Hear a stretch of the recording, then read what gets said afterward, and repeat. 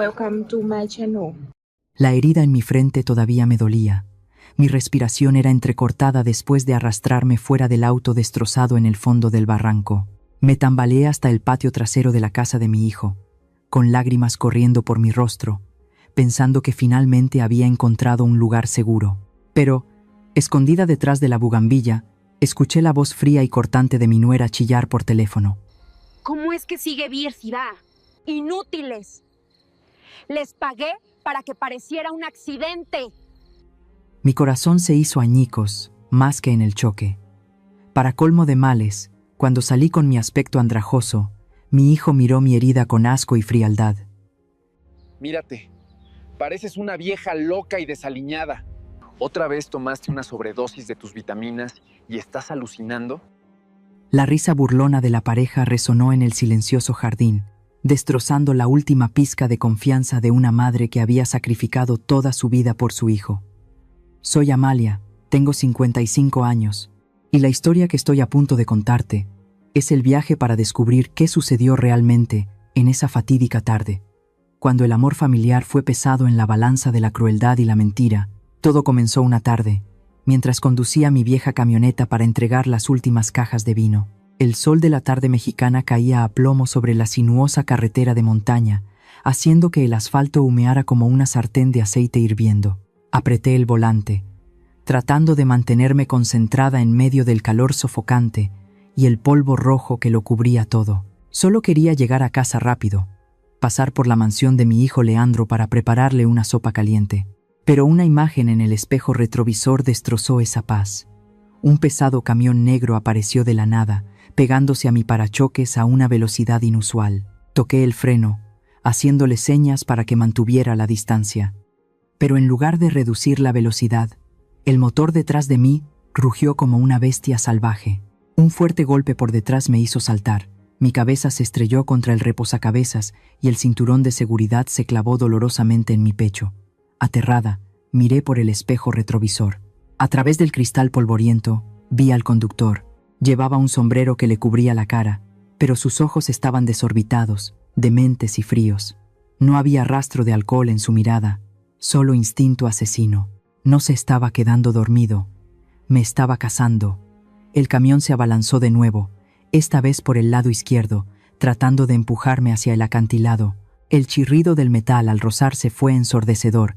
Chispas volaron por todas partes. A mi derecha había un abismo profundo, donde solo esperaban rocas afiladas. La rueda derecha de mi camioneta ya pisaba la grava del borde de la carretera. El vehículo se tambaleaba violentamente como si fuera a volcar. En ese momento de vida o muerte, mi instinto de años conduciendo por caminos peligrosos se despertó. Sabía que no podía competir en fuerza con esa mole de hierro. Justo cuando aceleró para dar el golpe final y lanzarme al precipicio, pisé el freno a fondo y giré bruscamente el volante hacia la izquierda. El camión se deslizó por inercia, perdiendo el impulso y adelantándose. Mi camioneta, fuera de control, giró sobre el asfalto caliente y se estrelló de frente contra los densos matorrales que crecían en el lado interior de la montaña. Se escuchó un estruendo terrible. El airbag se desplegó, golpeándome la cara y dejándome a oscuras.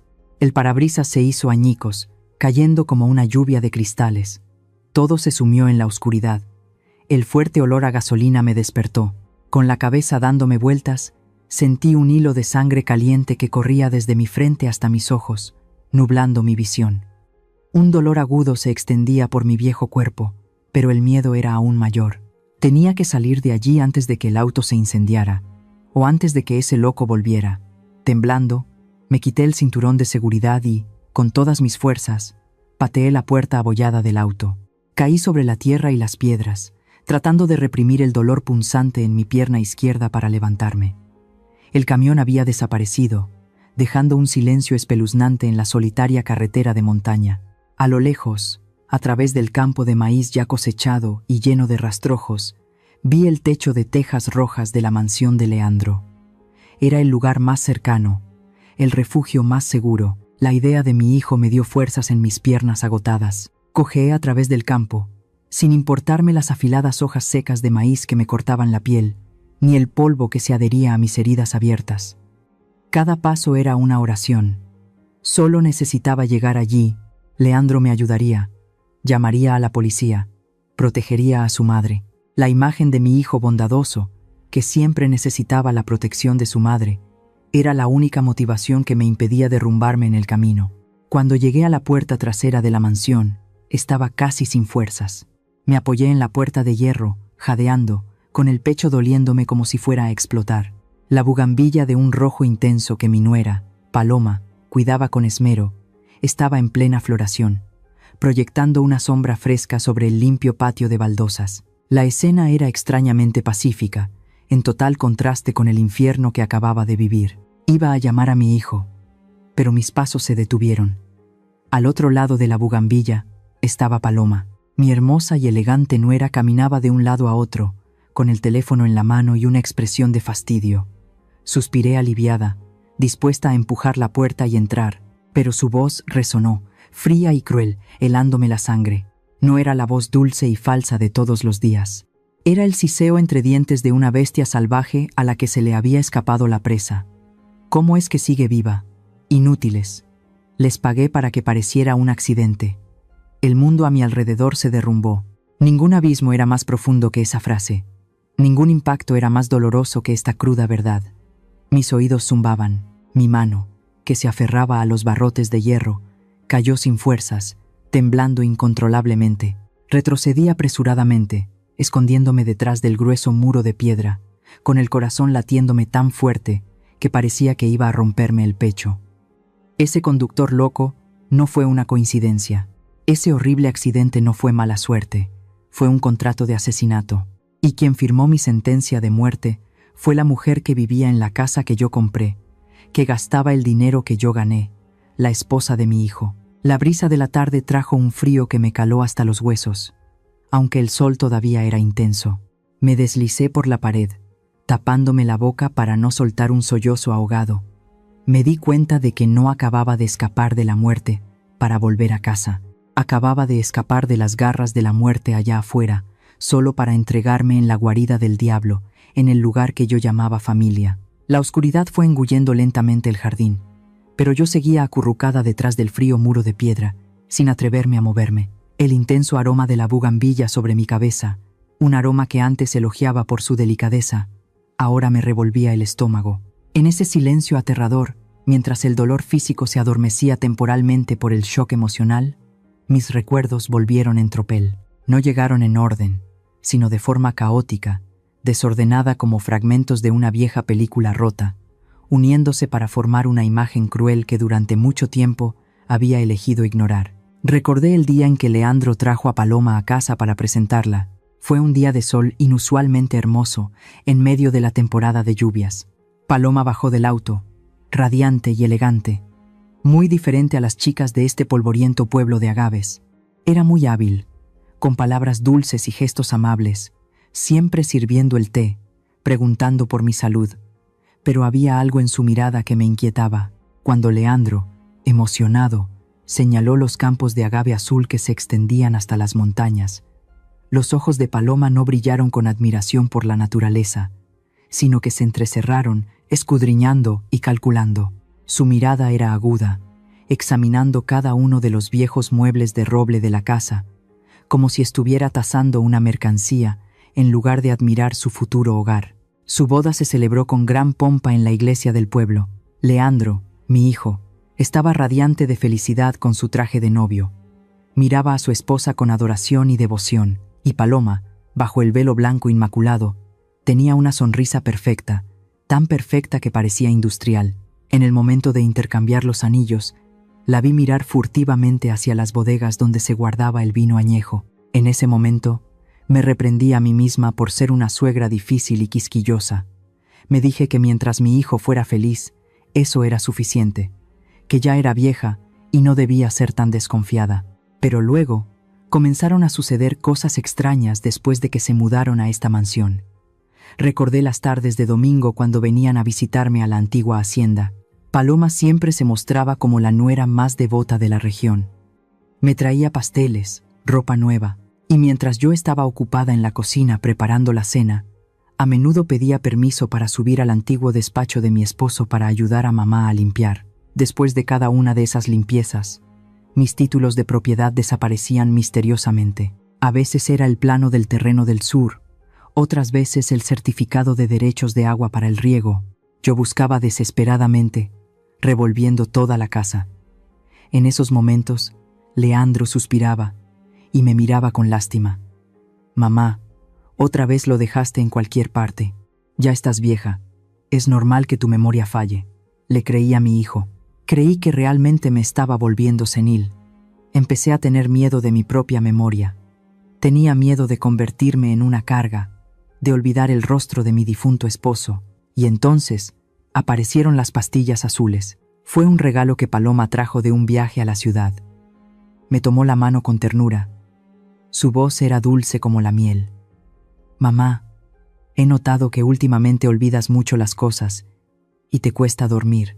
Estas son las mejores vitaminas para los nervios. Le pedí a un amigo que me las trajera del extranjero. Recuerda tomarlas todos los días. Son muy buenas para la gente mayor». Me conmoví hasta las lágrimas. Tomé esas pastillas azules todos los días con una gratitud infinita hacia mi devota nuera. Pero extrañamente, cuanto más las tomaba, más aturdida me sentía. Dormía todo el día. Mis extremidades estaban tan débiles que no quería levantarlas, y mi memoria empeoraba cada vez más. Había días en que me sentaba en el porche mirando los campos de agave sin recordar si ya los había regado o no.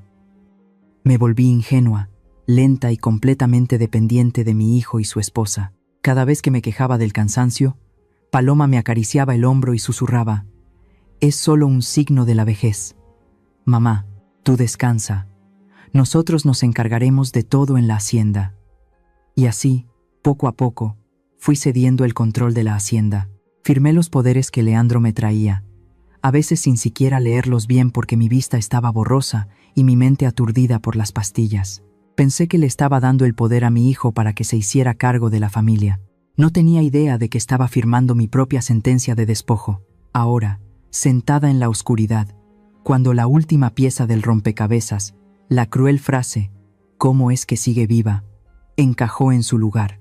La imagen completa se reveló con una claridad dolorosa. No había tal senilidad. Ninguna enfermedad de la vejez llega tan rápida y devastadoramente.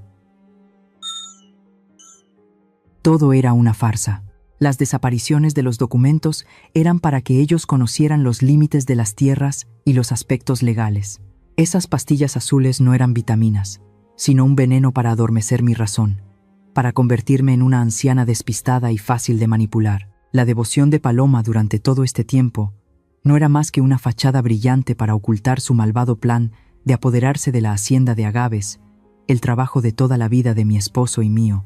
Dios mío, qué ingenua fui. Usé el amor de una madre para justificar todas sus acciones sospechosas. Me engañé a mí misma para mantener la llamada paz familiar.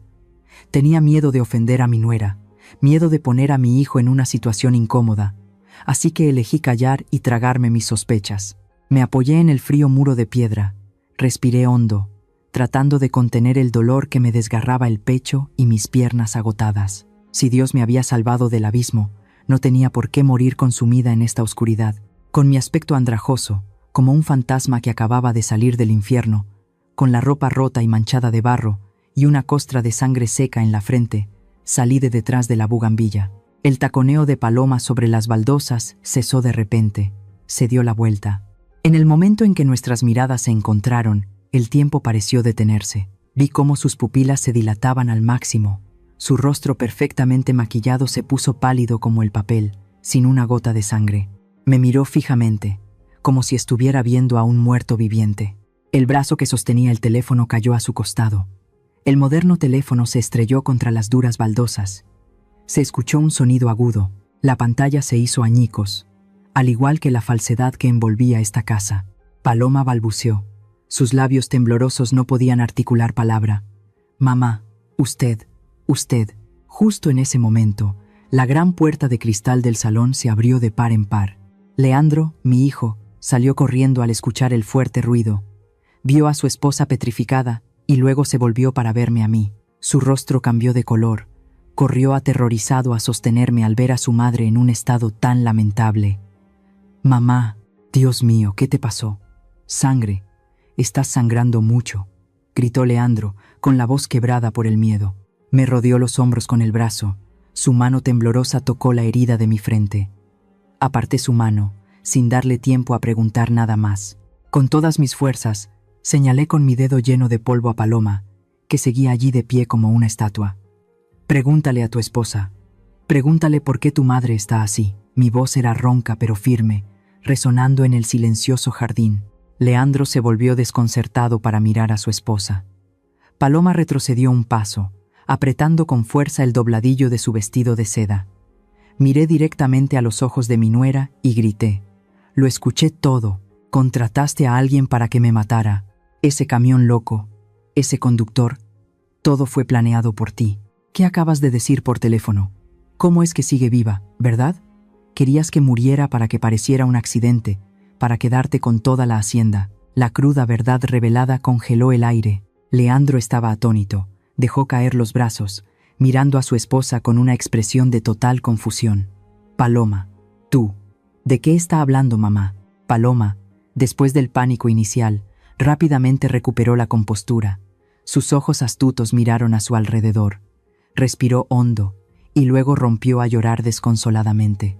No me contradijo. Se arrodilló en el suelo, abrazando las piernas de Leandro. Las lágrimas corrían a raudales, arruinando su maquillaje. «Leandro, tienes que creerme». «Mamá, mamá está teniendo otra de sus crisis», gritó Paloma desesperadamente. «Me estás acusando injustamente. Estaba llamando para regañar a la empleada porque dejó escapar a Pepe, el perro. Le dije, ¿cómo dejaste que se escapara? Te pago para que lo cuides». Estaba hablando del perro. ¿Cómo podría hacerle daño a mamá? Levantó sus ojos llorosos hacia su esposo, con la voz entrecortada. Tú sabes que mamá me odia. Siempre pensó que me casé contigo por dinero. Ahora que tuvo un accidente, está en shock y me está culpando. Yo la quiero mucho. ¿Cómo puede acusarme tan injustamente? Su actuación fue demasiado perfecta. Cada sollozo, cada lágrima, irradiaba una inocencia abrumadora. Me quedé sin palabras. La ira que había estallado momentos antes se enfrió de repente, reemplazada por una náusea que me subía por la garganta. Me volví hacia mi hijo, esperando que se diera cuenta de la descarada mentira. Soy su madre. Soy la que lo dio a luz, la que lo crió con estas manos callosas. ¿No debería creerme a mí? Pero no. Leandro miró a su esposa llorando a sus pies, y luego me miró a mí, su anciana madre con la ropa rota y una herida en la cabeza. Su mirada vaciló. En sus ojos no vi confianza, ni indignación hacia la culpable. Solo vi lástima, y lo que fue más doloroso, vi duda. Suspiró, ayudó a Paloma a levantarse, y luego se volvió hacia mí, con una voz suave como si estuviera consolando a un niño travieso. Mamá, tal vez te golpeaste muy fuerte y estás alucinando. O tal vez, ¿olvidaste tomar tus vitaminas para los nervios? Últimamente olvidas mucho las cosas. Sus palabras fueron como una puñalada en el corazón. Entra a descansar, mamá. Llamaré al médico. Paloma te quiere mucho. ¿Cómo podría ser eso posible? No seas tan desconfiada. Pobrecita mi esposa. Vitaminas. Esas pastillas venenosas de color azul. Mi propio hijo las mencionaba como una solución, como una prueba de la locura de su madre. Miré a Leandro. El niño pequeño de ayer ahora era un hombre tan débil y cobarde que se dejaba manipular por su esposa. En ese momento me di cuenta de que lo había perdido todo. No solo había perdido mi casa, mi tierra, sino que también había perdido a mi único hijo. El hombre que estaba frente a mí ya no era mi Leandro, sino la marioneta de Paloma. El dolor físico ahora no era nada comparado con el dolor del abandono. La profunda decepción me impidió derramar una sola lágrima más. Aparté bruscamente la mano de Leandro que intentaba tocar mi hombro. El gesto brusco lo hizo tambalearse. «No me toques», gruñí, retrocediendo. «No estoy loca, y no olvidé tomar las pastillas. Precisamente porque no tomé esa maldita medicina es que sobreviví para estar aquí y ver sus verdaderas caras». «Mamá, ¿qué estás diciendo?», balbuceó Leandro. «Apártate». Me di la vuelta y cojeé hacia la puerta principal. Sin dudarlo, no necesitaba a su médico. No necesitaba descansar en este infierno terrenal ni un segundo más. Leandro corrió tras de mí, sujetándome del brazo. ¿A dónde vas? Ya es de noche. Estás gravemente herida. Déjame llevarte adentro. Suéltame, grité. Mi mirada encendida se clavó en su rostro, haciéndolo retroceder asustado. Esta casa no tiene lugar para mí. Si me quedo, moriré de verdad. Quédate con tu esposa y tus pastillas de mentira. Saqué mi viejo teléfono del bolsillo. Mis manos temblorosas marcaron el número de un taxi. Afortunadamente, todavía funcionaba. Me quedé sola en medio de la calle principal, bajo la pálida luz de las farolas, esperando que un auto desconocido viniera a recogerme, dejando atrás la lujosa mansión y a mi hijo que me miraba impotente. El taxi se detuvo bruscamente. Subí, sin mirar atrás ni una sola vez. La puerta del auto se cerró, separándome de ese mundo falso. Apoyé la cabeza en la ventanilla, viendo pasar las hileras de agaves en la oscuridad de la noche, con el corazón vacío. Sacrifiqué toda mi vida por mi hijo, y al final me gané la etiqueta de senil, paranoica, para que pudieran manipularme fácilmente. Me pregunto, ¿alguno de ustedes ha estado en una situación tan irónica como la mía? Cuando el hijo que diste a luz elige ponerse del lado de un extraño para herir a su propia madre. Si estuvieras en mi lugar ahora, ¿elegirías aguantar y volver, o te irías con determinación para proteger la última pizca de tu autoestima? Déjenme saberlo en los comentarios. No estoy sola en esta lucha. El taxi me dejó frente a la puerta de mi vieja casa, cuando ya era muy tarde. Este era el lugar al que había pertenecido toda mi vida antes de mudarme con mi hijo, y ahora se había convertido en mi último bastión de refugio. Le pagué al conductor, abrí apresuradamente la reja. Mis manos temblorosas hacían que el manojo de llaves tintineara en el silencio. Tan pronto como entré, cerré la puerta de golpe, asegurando todos los cerrojos. Aún sin sentirme segura, arrastré el pesado armario de roble para bloquear la entrada principal. Mi corazón seguía latiendo con fuerza en mi pecho. Sentía como si miles de ojos me acecharan desde afuera, en la oscuridad de las espinosas hileras de agave. Corrí a mi habitación. Busqué debajo de la cama una larga caja de madera cubierta de polvo. Dentro estaba el viejo rifle de caza de 2 cañones que mi esposo había dejado. Nadie lo había tocado en años. El olor acre a pólvora me hizo extrañarlo profundamente. Revisé las municiones. Todavía quedaban 2 balas. Abracé el rifle con fuerza. Me acurruqué en el viejo y raído sillón del salón, sin apartar la vista de la puerta principal. Era lo único que podía protegerme en este momento, si ese conductor loco venía a buscarme. Bajo la tenue luz amarilla, traté de calmarme para buscar ayuda. La primera persona en la que pensé fue Federico. Él era el abogado de la familia desde que mi esposo vivía, un hombre íntegro y conocedor de la ley. Federico era el único que tenía una copia del testamento original y los títulos de propiedad que aún no le había entregado a Leandro. Marqué su número. Mis manos temblorosas sostenían el teléfono contra mi oído. El tono de llamada sonó una y otra vez. «Por favor, contesta, Federico», susurré en una oración, pero solo me respondió la voz automática de la operadora informando que el número no estaba disponible. Volví a llamar una segunda, una tercera vez, pero el resultado fue el mismo. Más tarde me enteré de que estaba en un viaje de trabajo en las montañas del norte, donde la señal de teléfono era intermitente. La decepción me hizo querer rendirme. Estaba completamente sola en esta lucha desigual. Justo cuando estaba más desesperada, alguien llamó a la puerta. Toc, toc, toc. Me sobresalté. Apreté con fuerza la culata del rifle. Un sudor frío me corrió por la espalda. ¿Quién podría ser a estas horas? ¿Serían ellos? ¿Paloma había enviado a alguien para silenciarme para siempre? ¿Amalia? ¿Estás en casa?» Vi la luz encendida. Una voz familiar llegó desde afuera. Solté un largo suspiro, sintiendo como si me hubieran quitado una tonelada de encima. Era Carmela. Carmela era mi vecina más cercana, mi hermana con la que iba a la iglesia todos los domingos por la mañana durante décadas. Habíamos compartido secretos de mujeres, rezado juntas a los pies de la Virgen de Guadalupe y envejecido juntas en esta tierra árida. Rápidamente, aparté el armario de madera y abrí un poco la puerta. Carmela estaba allí, sosteniendo una olla de sopa caliente envuelta en un paño de tela. Me miró con horror mi aspecto andrajoso, mi cabello revuelto y la costra de sangre seca en mi frente. «Dios mío, Amalia, ¿qué te ha pasado?», exclamó Carmela, casi dejando caer la sopa. No pude contenerme más, la hice entrar y cerré la puerta con llave. Al ver el rostro familiar y bondadoso de Carmela, el muro de defensa que había construido a mi alrededor se derrumbó por completo. Rompí a llorar, abrazándola como una niña que encuentra a su madre. Carmela. Quieren matarme. Mi nuera quiere matarme.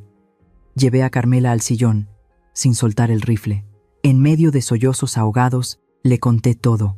Le hablé del camión negro y agresivo en la carretera de montaña, de la mirada demente del asesino, del giro del volante que me salvó la vida. Le conté la cruel llamada telefónica de Paloma, que escuché bajo la bugambilla, y el cruel abandono de Leandro. Carmela escuchó, con los ojos muy abiertos, haciéndose la señal de la cruz una y otra vez. Me tomó la mano con fuerza. Su mano cálida me transmitió un poco de calor humano en medio de la fría noche. «No puedo creerlo», exclamó Carmela indignada. «Esa víbora». Supe desde el principio que no era una buena mujer. ¿Cómo se atreve a hacerle algo tan terrible a su suegra? Con razón la he visto últimamente con unos tipos extraños en el pueblo. La empatía y la ira de Carmela me consolaron enormemente. Al menos, en este mundo todavía había alguien que me creía, alguien que estaba de mi lado. Me sequé las lágrimas. Recuperé un poco la calma. Mi voz se volvió firme. «No me voy a quedar de brazos cruzados, Carmela. Mañana iré a la comisaría a denunciarlos. No tengo una grabación, pero tengo esto». Saqué del bolsillo un pequeño papel arrugado. En él había una serie de números garabateados que había logrado memorizar justo después de escapar del auto destrozado. «Esta es la matrícula de ese conductor», dije, con la voz temblorosa por la emoción. Cuando me estaba acorralando, vi la matrícula en el espejo retrovisor. Aunque intentó ensuciarla, todavía recuerdo claramente los últimos 3 números. La policía solo necesita buscar los camiones de la zona y lo encontrarán. Carmela tomó el papel. Entrecerró los ojos para ver bien los números bajo la tenue luz. Asintió repetidamente, con una expresión de determinación. «Así es. Esta es la prueba más importante. Eres muy valiente, Amalia. Recordar la matrícula en esa situación». Carmela dejó el papel sobre la mesa. Me acarició la mano callosa. Su voz se volvió más amable y segura que nunca. «No te preocupes. Mañana iré contigo. Iremos a ver al jefe de policía. Samuel. Es un hombre justo. Seré tu testigo. Testificaré sobre tu lamentable estado justo después de escapar de la muerte. Paloma puede tener dinero y poder, pero la justicia de Dios no la perdonará». «Gracias, Carmela». Le apreté la mano. Las lágrimas volvieron a brotar de la emoción. «Si no fuera por ti, no sé cómo habría sobrevivido esta noche. Somos amigas desde hace tantos años. No digas esas cosas». Carmela me dio una palmadita en el dorso de la mano. «Anda, come un poco de sopa para recuperar fuerzas y luego duerme. Me quedaré aquí contigo esta noche. Conmigo y este rifle de guardia, nadie se atreverá a acercarse». Esa noche, comí la sopa caliente de Carmela con profunda gratitud. Por primera vez después de tantas horas de terror, sentí un poco de paz. Miré a Carmela tejiendo en el sofá, agradeciendo en silencio a Dios por haberme enviado un ángel guardián. El sol abrasador de la mañana en el altiplano mexicano iluminaba el polvoriento camino que conducía al pueblo. Caminaba con una determinación nunca antes vista, de la mano de Carmela, mi única compañera en este momento. En mi bolsillo llevaba el papel con la matrícula del asesino, la prueba irrefutable que creía que sacaría al culpable a la luz. Respiré hondo el aire seco y caliente, diciéndome que en cuanto cruzara la puerta de la comisaría, esta pesadilla terminaría. Se haría justicia. Pero me equivocaba. La verdadera pesadilla apenas comenzaba. Justo cuando pusimos un pie en los escalones de la comisaría, antes de que pudiéramos empujar la puerta, una sirena ensordecedora sonó detrás de nosotros, rompiendo la tranquilidad de la mañana. Me di la vuelta sobresaltada. Una ambulancia blanca y otra patrulla de policía se acercaron a toda velocidad, bloqueándonos el paso. El chirrido de los neumáticos sobre el asfalto fue espeluznante. Las puertas de los vehículos se abrieron de golpe. Un hombre con una bata blanca bajó, acompañado de 2 agentes con rostros impasibles. No venían a arrestar a un criminal, venían por mí. El hombre de la bata blanca, que se presentó como un psiquiatra del tribunal de la ciudad, se paró frente a mí. Se ajustó las gafas y me miró con una compasión profesional, esa mirada reservada para los locos. «Señora Amalia», dijo, con una voz monótona pero afilada como un bisturí, «tenemos una orden judicial para una evaluación psiquiátrica de emergencia para usted». «¿Qué?». Me quedé atónita, sintiendo que el suelo se hundía bajo mis pies. «¿Qué está diciendo?». «He venido a presentar una denuncia. Mi nuera quiere matarme». El médico negó con la cabeza suavemente. Sacó un papel con un llamativo sello rojo del tribunal y me lo mostró. «Hemos recibido un informe de su familia, específicamente de la señorita Paloma y el señor Leandro. Han proporcionado pruebas de que usted se encuentra en un estado de agitación severa, que intentó suicidarse ayer al despeñar su auto por un barranco y que actualmente representa un peligro para la comunidad con sus delirios paranoicos». «Mentira», grité, temblando de rabia. «No intenté suicidarme. Ese conductor me sacó de la carretera. Soy la víctima». «Ese es precisamente el problema, señora», intervino el policía que lo acompañaba, con voz firme. «Su familia dice que usted siempre imagina que alguien la está persiguiendo debido a su paranoia senil. Para garantizar su seguridad y la de quienes la rodean, el tribunal ha decidido suspender temporalmente sus derechos civiles y su autonomía. Debe acompañarnos a un centro de evaluación médica». Se acercaron. 2 corpulentos enfermeros con uniformes blancos se prepararon para sujetarme. La sensación de estar acorralada me dejó sin aliento. Convirtieron a la víctima en la culpable. Mi milagrosa supervivencia en el acto de una loca. En mi desesperación, me volví hacia Carmela, que había estado de pie detrás de mí todo este tiempo. Ella era mi testigo. Ella había escuchado mi historia, había visto mi sufrimiento. «Carmela, por favor», le agarré el brazo, con la voz quebrada por la urgencia. «Diles la verdad. Tú sabes la verdad. Sabes que no estoy loca. Háblales del camión, de lo que viste anoche». Carmela esperaba una defensa firme. Esperaba que mi hermana de la iglesia de tantos años me defendiera de esta injusticia. Pero Carmela no me miró.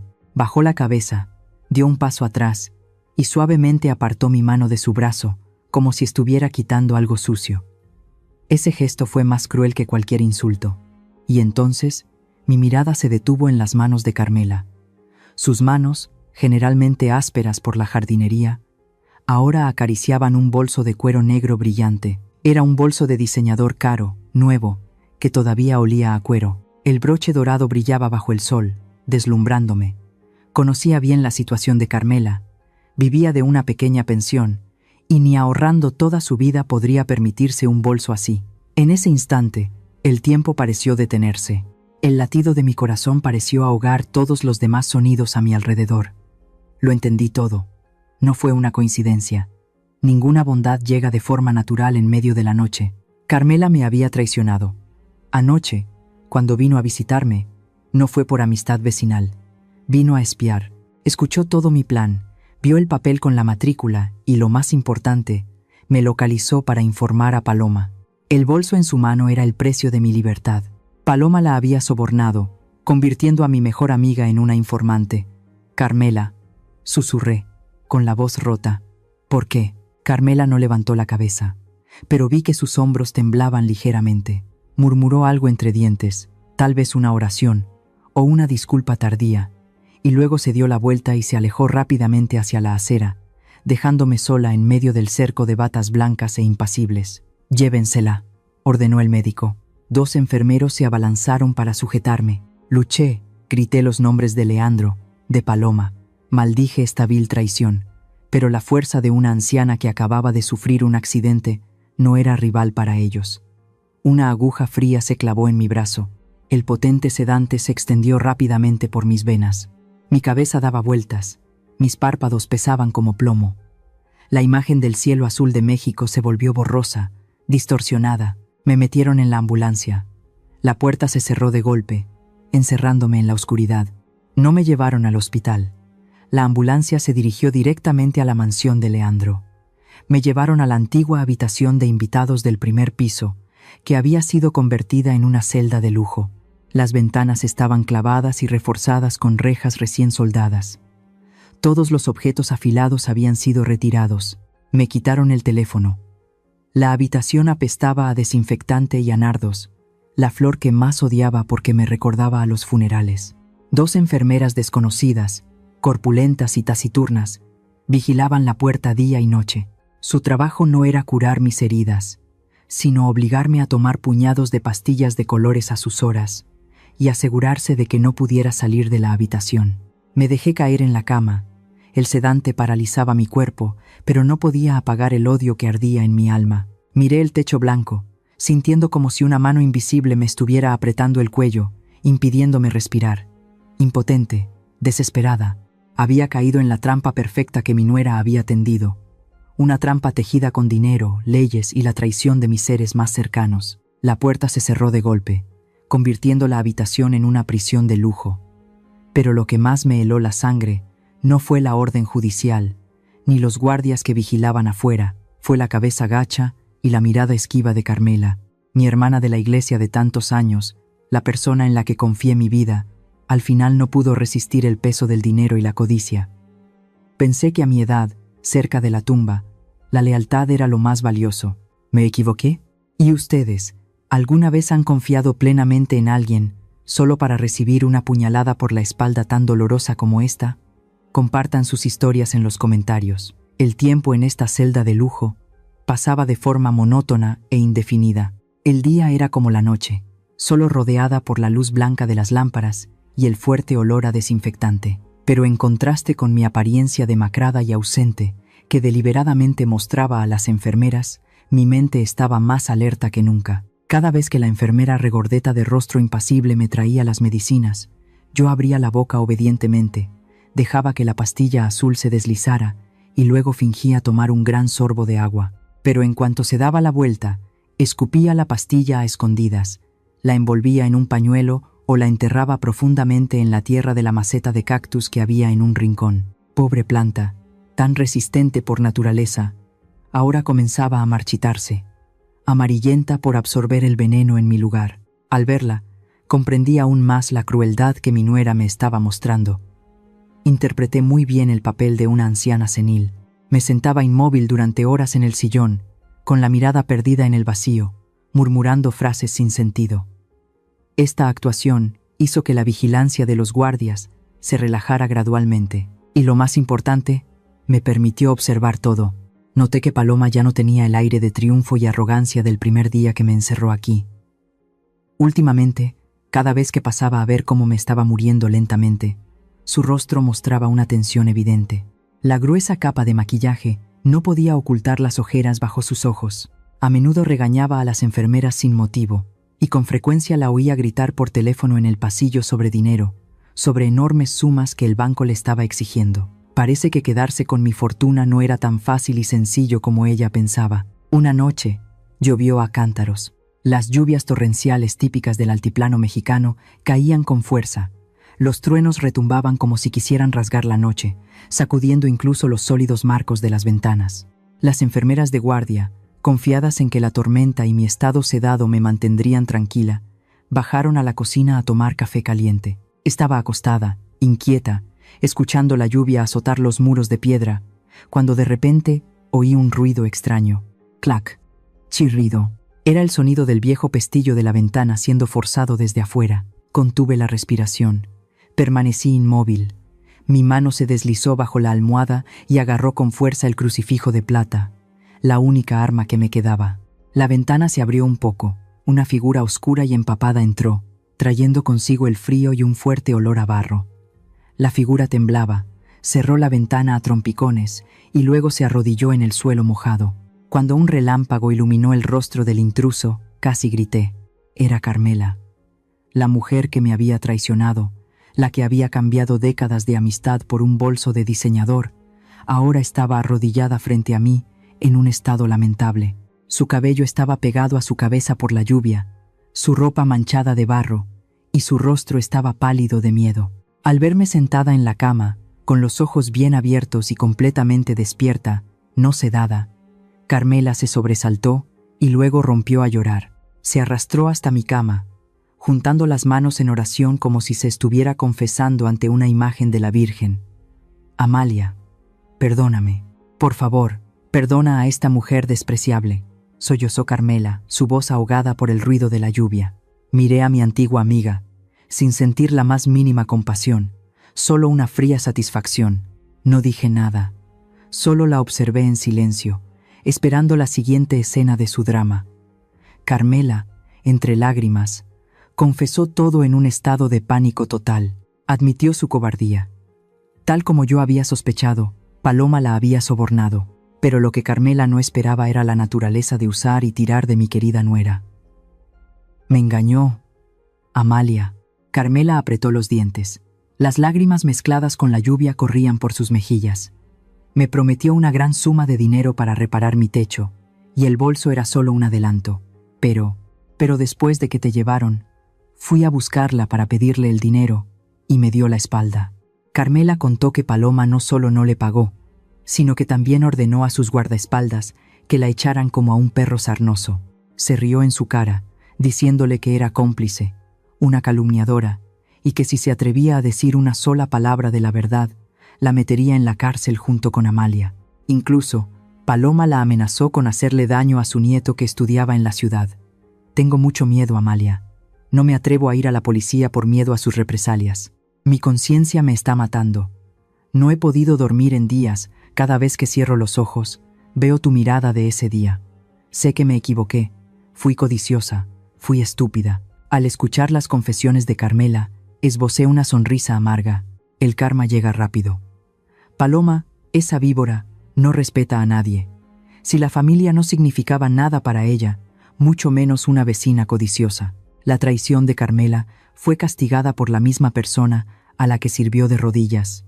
Miré a Carmela temblando en el suelo. El desprecio me invadió. Quería echarla de inmediato. Quería gritarle que se fuera, que no ensuciara más esta habitación. Vete, dije, con voz fría y ronca. No quiero volver a verte.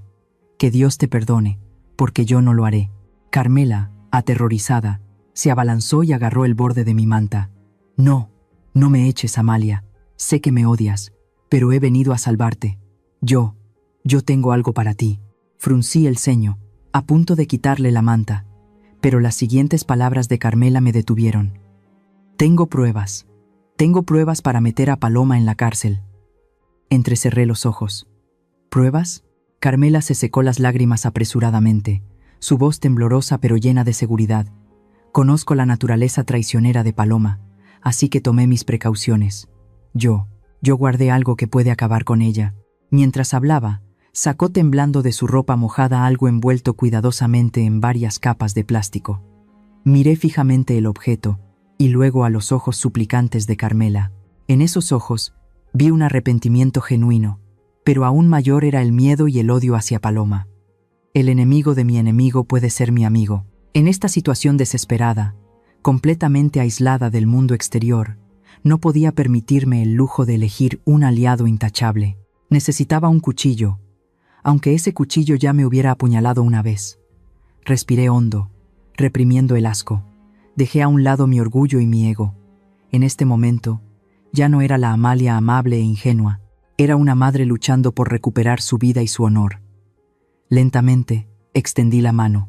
Mi voz se volvió firme y autoritaria. Está bien, Carmela. Levántate. Si de verdad quieres enmendar tu error, dámelo. Pero recuerda bien, si me traicionas una vez más, te arrastraré conmigo al infierno. Carmela asintió repetidamente. Con manos aún temblorosas por el frío y el miedo, me entregó un objeto envuelto con esmero en un viejo pañuelo bordado con flores. Era su viejo teléfono móvil. La pantalla tenía algunas grietas. La carcasa de plástico estaba rayada. Pero en este momento, para mí, era más valioso que cualquier diamante. Yo lo grabé todo. Amalia, susurró Carmela, sin atreverse a mirarme a los ojos. Sabes que soy muy precavida. Cuando Paloma vino a buscarme, me dio dinero y me pidió que te vigilara. Temí que después me traicionara. Ella es de la ciudad, astuta, y yo solo soy una anciana de pueblo. Tenía miedo de que me culpara, así que cada vez que me llamaba para darme órdenes o amenazarme, grababa la conversación a escondidas. Tomé el teléfono, sintiendo el calor que aún quedaba de la mano de Carmela. Resulta que la desconfianza y el miedo de los mezquinos a veces pueden ser la salvación de los inocentes. Abrí la carpeta de grabaciones. Apareció una larga lista de llamadas, todas con el nombre de señorita Paloma. Respiré hondo y presioné el archivo más reciente. Una voz familiar resonó, rompiendo el silencio de la habitación. Era la voz de Paloma, pero no la voz dulce y falsa de todos los días, sino la voz chillona, áspera y malévola que había escuchado bajo la bugambilla. «¿Qué estás haciendo que tardas tanto, Carmela? Te dije que vigilaras a esa vieja las 24 horas del día. Cuando esté muerta, te pagaré el resto del dinero para que arregles tu casa». Apreté el teléfono con fuerza. Reproduje otro fragmento. «Ese médico ya recibió mi dinero. Le escribirá un diagnóstico de esquizofrenia paranoide a la vieja. Tu trabajo es actuar bien el papel de la vecina afligida. No dejes que nadie sospeche. Si abres la boca, enviaré a Iván a visitarte. Ya sabes lo buen conductor que es. Casi manda a la vieja al barranco. También puede hacer lo mismo contigo». La sangre me hirvió. Cada palabra de Paloma era como una daga envenenada clavada en mi corazón. No solo quería matarme, sino que también había sobornado a un médico, amenazado a un testigo y montado un escenario perfecto para hacerme pasar por loca. Escuché la grabación de su conversación con el conductor, Iván. Su voz era escalofriantemente fría. «Choca de frente. Haz que parezca un accidente por pérdida de control. Asegúrate de que esté muerta antes de irte». Apagué el teléfono y se lo devolví a Carmela. El temblor de la ira había desaparecido, reemplazado por una calma aterradora. Mi corazón, ya destrozado, ahora estaba remendado con una capa de acero frío. Ya no era la Amalia débil que lloraba y suplicaba compasión. Era la dueña de esta hacienda, y cobraría cada una de las deudas. «Lo hiciste bien, Carmela», dije, con voz grave y firme. «Guarda bien este teléfono. Es el seguro de vida para ambas». Esa noche no dormí. Carmela y yo planeamos el día siguiente. Ella se escondería en el gran armario de roble del rincón, esperando la oportunidad de ayudarme a contactar con el mundo exterior. A la mañana siguiente, en cuanto los primeros rayos de sol se colaron por la ventana enrejada, las enfermeras cambiaron de turno. Aprovechando que la enfermera de la noche se iba cansada y la nueva aún no había revisado bien, Carmela salió sigilosamente del armario. Me dio el teléfono. Marqué el número de Federico. Esta vez, el teléfono sonó solo 2 veces antes de que alguien contestara. Federico al habla. Su voz grave y confiable resonó. «Federico, soy yo, Amalia. No preguntes nada, solo escúchame». «Estoy en peligro», dije rápidamente, sin apartar la vista de la puerta de la habitación. Hubo un segundo de silencio al otro lado de la línea, y luego su voz se volvió urgente. «¿Amalia? Me enteré del accidente y de que estabas enferma. Acabo de llegar. Iba a visitarte esta mañana, pero los guardias me detuvieron. ¿Qué está pasando?». Le conté la situación brevemente, sin omitir ningún detalle. Luego puse el altavoz y reproduje la grabación de Paloma para que Federico la escuchara. Al terminar, Federico exclamó indignado: «Dios santo, qué vil. Amalia, cálmate. Actuaré de inmediato. Tengo un viejo amigo, el inspector de policía Samuel, uno de los pocos hombres honestos de este pueblo. Con esta prueba podemos darle la vuelta a la situación. Haz lo que tengas que hacer, Federico. Arresta a ese conductor. Se llama Iván». Paloma lo mencionó en la grabación. «Entendido. Aguanta un poco más. Cuídate, Amalia». La llamada terminó. Carmela se metió rápidamente en el armario al oír pasos en el pasillo. Escondí el teléfono bajo la almohada. Me acosté, me tapé hasta el pecho y fingí estar profundamente dormida. Las siguientes horas transcurrieron en una espera tensa y asfixiante. Me quedé quieta, contando los latidos de mi corazón, cada tic-tac del reloj de la pared. Afuera, la vida continuaba, pero yo sabía que Federico y el inspector Samuel estaban desatando una tormenta silenciosa. Al mediodía, cuando la enfermera entró con la bandeja de la comida, el teléfono bajo mi almohada vibró suavemente. Esperé a que se fuera y luego me atreví a sacarlo. Era un mensaje de voz de Federico. Me pegué el teléfono al oído. El corazón me latía con fuerza. «Amalia, buenas noticias». La voz de Federico sonó, con un toque de emoción. El inspector Samuel y su equipo actuaron muy rápido. Con la grabación y el número de teléfono de Paloma, localizaron al conductor Iván. Se estaba escondiendo en una pensión miserable en las afueras, preparándose para huir a otro estado. Contuve la respiración y seguí escuchando. Cuando la policía irrumpió, estaba drogado y completamente sorprendido. Samuel le hizo escuchar la grabación de la voz de Paloma. Se dio cuenta de que su jefa lo había traicionado, que lo habían usado como un peón, y se derrumbó por completo. Ante la promesa del inspector de ser indulgente si cooperaba, Iván lo confesó todo. Admitió que Paloma fue la autora intelectual, que lo contrató para fingir el accidente. Incluso reveló el lugar donde recibió el dinero y los mensajes de texto con las instrucciones de ella. Las lágrimas brotaron de mis ojos, pero esta vez eran lágrimas de alivio. Finalmente, la verdad salía a la luz. El nombre de Iván, el hombre de los ojos dementes que me había atormentado en mis pesadillas, ahora era la llave de mi libertad. Federico continuó. Samuel tenía pruebas suficientes para solicitar una orden de arresto de emergencia para Paloma, pero lo detuve. Quiero que hagamos algo más grande, Amalia. Necesitamos desenmascararla frente a todos, para que no pueda negarlo, para que no pueda usar su dinero para silenciar a los medios. Sonreí, una sonrisa fría pero llena de satisfacción. Federico me entendía. No solo quería que arrestaran a Paloma, quería que mi honor fuera restaurado en el mismo lugar donde fue pisoteado. Le envié un breve mensaje a Federico. Prepárense, estoy lista para la función final. Guardé el teléfono, me senté y me acerqué a la ventana. Afuera, la lluvia había cesado. Los rayos de sol volvían a brillar sobre el jardín, evaporando los charcos. La bugambilla roja se mecía con el viento, tan hermosa y altiva. Pero esta vez ya no sentía miedo al mirarla, porque sabía que el final de quienes se escondían bajo la sombra de la bugambilla estaba muy cerca. La alegre música de mariachi y el tintineo de las copas resonaban desde el gran salón, atravesando el grueso suelo de madera y llegando hasta mi celda de lujo. Hoy, Paloma daba una fiesta, no una reunión íntima, sino una gran celebración para anunciar la tutela de mis bienes y el proyecto de venta de la hacienda de Agaves a una corporación inmobiliaria extranjera. Me paré frente al espejo, ajustándome el vestido. Ya no era la anciana senil con un pijama andrajoso. Ahora llevaba un vestido de terciopelo negro bordado con hilo de oro, el traje de ceremonia más elegante de una matriarca de una antigua familia de productores de agave. Me recogí el pelo canoso en un moño alto y orgulloso, adornándolo con el broche de ébano que mi esposo me regaló en nuestro aniversario de bodas. Mis ojos en el espejo ya no estaban inyectados de sangre por el miedo, sino tranquilos y profundos como un lago antes de la tormenta. El teléfono de Carmela vibró en mi bolsillo. Un mensaje de Federico. Ya estamos en la puerta. Baje, señora. Respiré hondo y abrí la puerta de la habitación. Los guardias que vigilaban habían sido reducidos por los hombres de Federico. Caminé, lenta pero firmemente, por el largo pasillo, hacia la gran escalera que conducía al salón de fiestas. Abajo, en el gran salón, la luz de los candelabros de cristal iluminaba los costosos trajes y los brillantes vestidos de noche.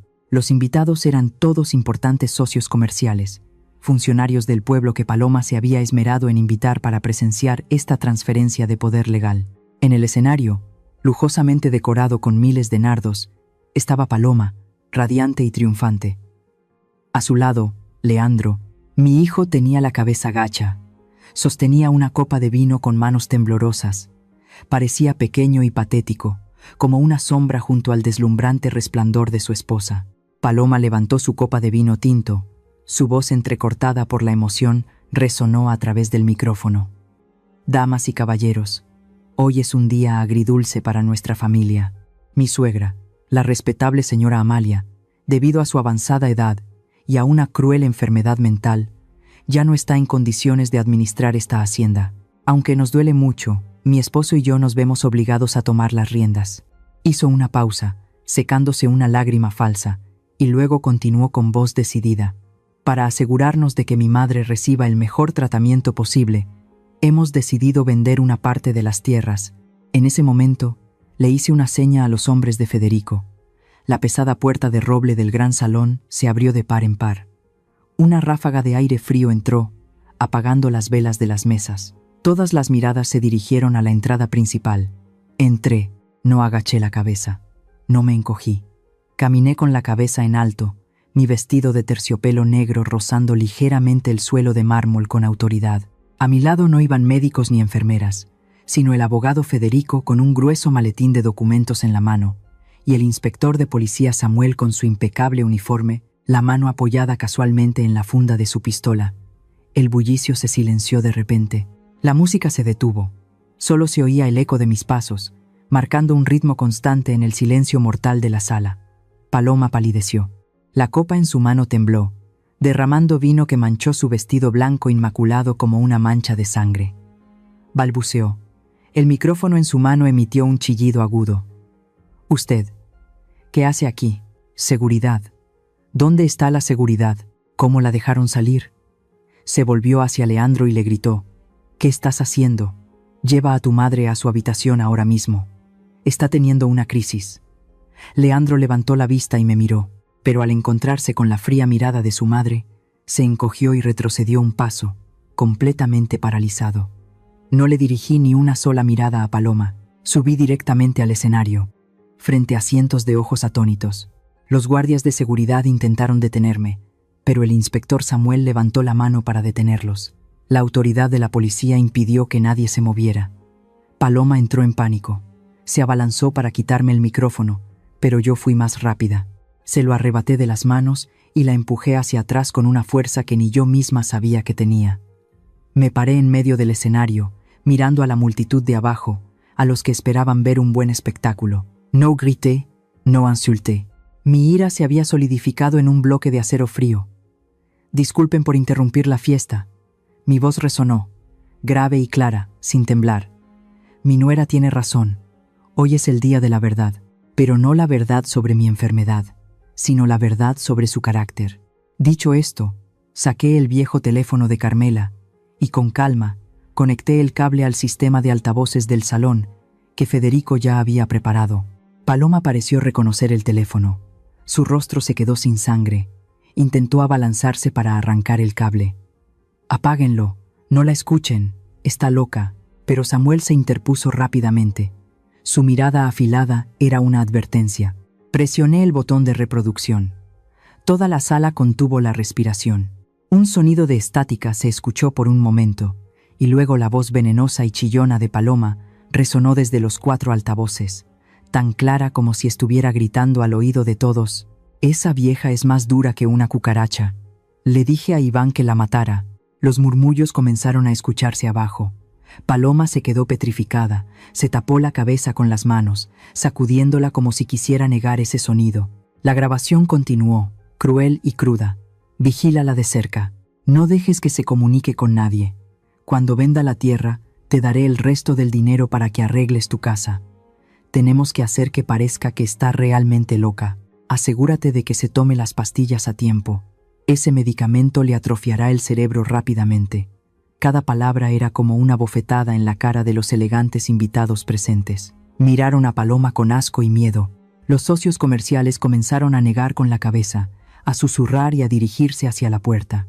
Paloma se derrumbó en el suelo del escenario, sin rastro del orgullo de una anfitriona. La máscara de devoción y moralidad que tanto se había esforzado por mantener, se había hecho añicos, revelando a un demonio codicioso y cruel.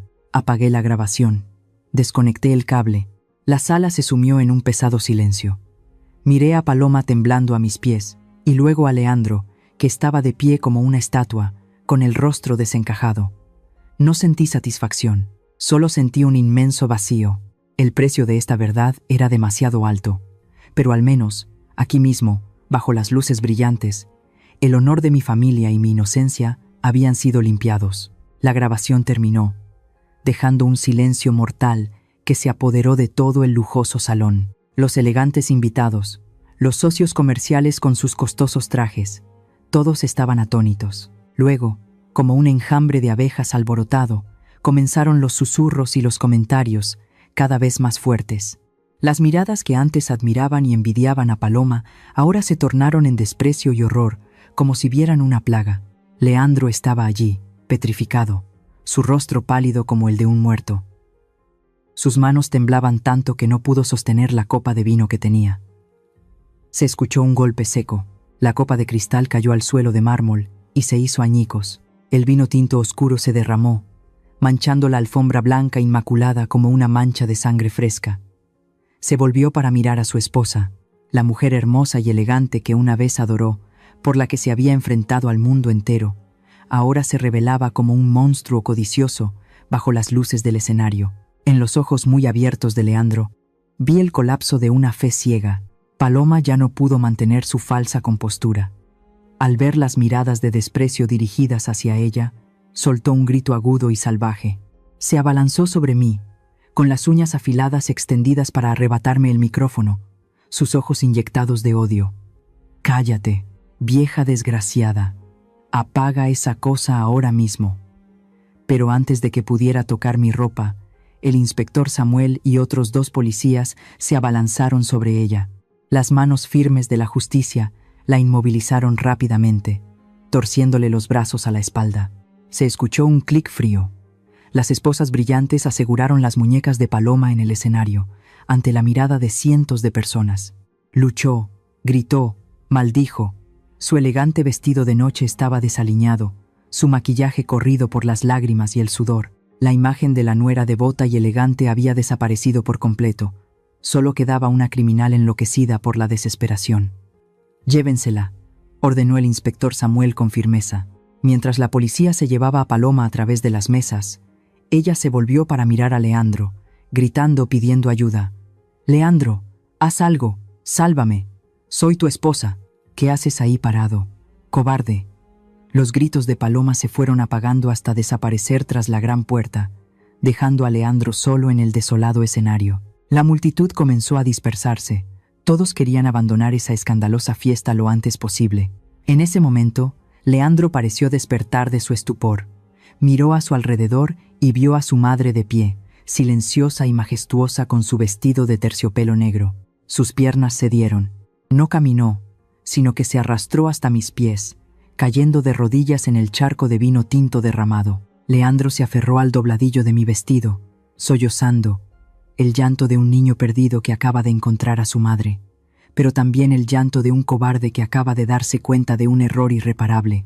«Mamá, mamá», balbuceó Leandro. Las lágrimas empapaban mi falda. «Lo siento. De verdad no sabía nada. Ella me engañó. Dijo que estabas enferma, que todo lo que hacía era por tu bien. Te juro por Dios que no sabía que quería matarte. Perdóname, mamá». Miré a mi único hijo, el hijo que había llevado en mi vientre, por el que había derramado cada gota de sudor en los espinosos campos de agave para criarlo y convertirlo en un hombre. Ahora, al verlo arrodillado a mis pies, tan humillado y débil, mi corazón se encogió. Debería haberme sentido satisfecha, debería haberme sentido consolada al ver a mi hijo volver a pedir perdón. Pero no, en ese momento solo sentía una inmensa tristeza. No me agaché para ayudarlo a levantarse como siempre. No le sequé las lágrimas como solía hacer cuando era niño. Me quedé quieta, dejándolo aferrarse a mis piernas, con la mirada perdida en la distancia, donde la gran puerta se había cerrado. «Leandro», dije, con voz grave pero clara, sin temblor alguno, «dices que no sabías nada. Dices que eres inocente». Leandro levantó la vista. Sus ojos enrojecidos me miraron llenos de esperanza. «Sí, mamá, soy inocente. Todo fue culpa de Paloma». Negué con la cabeza. Una sonrisa amarga se dibujó en mis labios. «No, hijo mío, no eres inocente». Mis palabras dejaron a Leandro atónito. «Tu debilidad fue la mayor cómplice de esta tragedia». Lo miré directamente a los ojos. Con la mirada severa de una madre que educa a su hijo por última vez, elegiste hacer oídos sordos a mis gritos de auxilio. Elegiste cerrar los ojos ante las señales de alarma. Dejaste que tu esposa me despojara de mi humanidad solo porque querías una vida tranquila y falsa. Si me hubieras creído una sola vez, si hubieras tenido el criterio de un hombre de familia, tu esposa no habría caído tan bajo en el pecado». Leandro bajó la cabeza. Sus hombros temblaban violentamente. Cada una de mis palabras era como sal en la herida abierta de su corazón. «No te culpo por no saber. Te culpo por no haber querido saber. Vendiste tu alma por la comodidad, y el precio que pagas es el día de hoy». Dicho esto, aparté la mano de Leandro de mi vestido. Ese gesto firme fue como cortar el cordón umbilical invisible que nos había unido durante tantos años. Mi protección ciega había creado a un hombre débil, y ahora era el momento de que él asumiera la responsabilidad de su propia vida. «Mamá, ¿a dónde vas?», gritó Leandro asustado al verme dar la vuelta y marcharme. Voy a recuperar mi vida, la vida que abandoné por ti. Bajé del escenario, crucé el salón vacío, dejando atrás las brillantes pero frías luces de los candelabros, dejando a mi hijo arrodillado en medio de las ruinas de la fiesta. Mis zapatos resonaban rítmicamente sobre el suelo de piedra, un eco de soledad pero también de orgullo. La gran puerta se abrió, el aire fresco de la noche entró, salí, llenando mis pulmones con el olor a tierra, a plantas y a libertad. El dolor seguía ahí, sordo y punzante, pero sabía que toda herida sana con el tiempo. Había perdido a un buen hijo, pero me había encontrado a mí misma, la Amalia fuerte de esta tierra de agaves. Las campanas de la iglesia del pueblo resonaban, graves y melodiosas, desvaneciéndose lentamente en el aire puro del atardecer del altiplano. Me senté en mi mecedora familiar en el porche, sintiendo el calor de los últimos rayos de sol que caían como miel sobre mis hombros. Frente a mí, los campos de agave azul se extendían hasta el horizonte. Sus hojas afiladas como espadas se erguían orgullosas bajo el cielo rojizo. Ha pasado un año desde que la tormenta emocional arrasó mi vida, y ahora, todo ha vuelto a su calma natural. Después de la fiesta de la verdad de aquel año, con la ayuda inestimable del abogado Federico y las pruebas irrefutables del inspector Samuel, recuperé oficialmente el control total de mis bienes y de la hacienda de agaves de la familia. Paloma recibió la sentencia que merecía por sus crímenes. Los días en que usaba el dinero y la mentira para manipular a los demás terminaron tras las rejas. Cuando se la llevaron, no sentí alegría, solo alivio porque la oscuridad realmente había desaparecido de aquella bugambilla roja.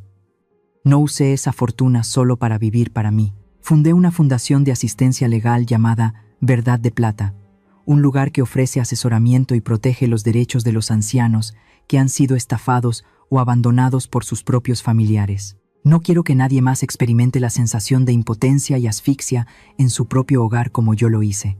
Unos pasos suaves resonaron en el suelo de madera, trayendo consigo el aroma de una taza de té de hierbas caliente.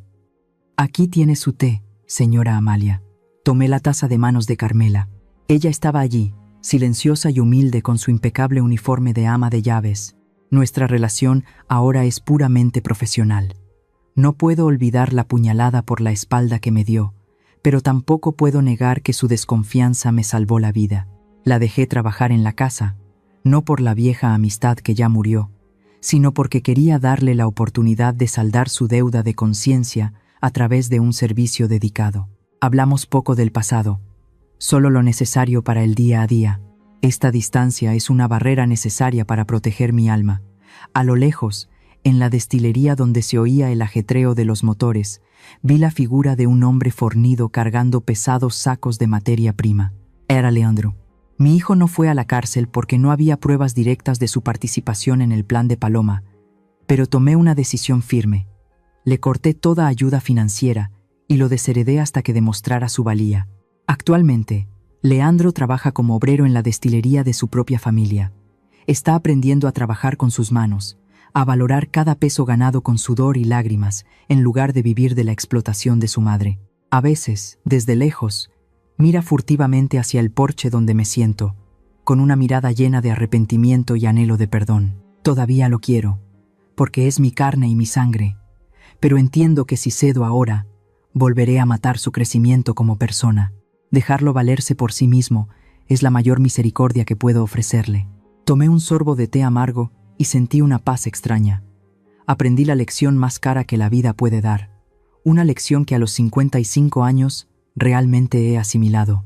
Me di cuenta de que ser madre no significa renunciar a una misma, y el sacrificio no significa dejar que otros pisoteen tus límites personales. Sentada en medio del resplandeciente atardecer, quiero compartir estos pensamientos con todos, como un mensaje de una mujer que ha resurgido de las cenizas de la traición. A todos los padres y madres que siempre consideran a sus hijos como el centro de su universo, por favor, recuerden que el amor más grande no es la protección ciega, ni dar todo lo que tienen hasta quedarse sin nada para defenderse.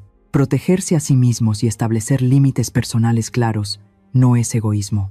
Es la forma de preservar su dignidad y enseñar a sus hijos a respetar a los demás. Nunca firmen papeles que no entiendan, y nunca dejen que nadie, ni siquiera el hijo que dieron a luz, les quite su autonomía. Solo pueden proteger a los demás cuando ustedes mismos están firmes sobre sus propios pies. A los hijos que ya tienen su propia familia, su papel es el de un equilibrista. Su pequeña familia es el hogar que deben cuidar, pero la familia de origen, donde están sus padres ancianos, es la fuente de la vida. No ignoren el dolor de sus padres por complacer a su pareja o por su propia debilidad. La lealtad a la pareja nunca debe construirse sobre la falta de respeto y la crueldad hacia quienes les dieron la vida. Un buen esposo o una buena esposa nunca les pedirá que elijan entre ellos y su madre. Sean conscientes para no convertirse en cómplices silenciosos de planes codiciosos. Sobre la codicia y la naturaleza humana, he visto cómo destruye una familia más rápido que cualquier tormenta. El dinero y el estatus son solo cosas materiales, pero si dejan que les ciegue, los convertirán en monstruos solitarios. Paloma lo tenía todo, pero su codicia sin límites la hizo perder su libertad y su honor. El egoísmo puede traer victorias a corto plazo, pero dejará un páramo emocional que ninguna cantidad de dinero puede compensar. Y finalmente, para aquellos que están a punto de entrar o ya están en una relación familiar, constrúyanla sobre la base de la sinceridad y el respeto, no sobre el aprovechamiento o el cálculo de beneficios. Mírense a los ojos con comprensión, no miren sus bolsillos para valorar el afecto familiar. Una familia solo es verdaderamente un hogar cuando cada miembro se siente seguro y amado por lo que es. La oscuridad bajo la bugambilla roja de aquel entonces ha desaparecido por completo. Ahora, frente a todos, está una Amalia independiente y orgullosa.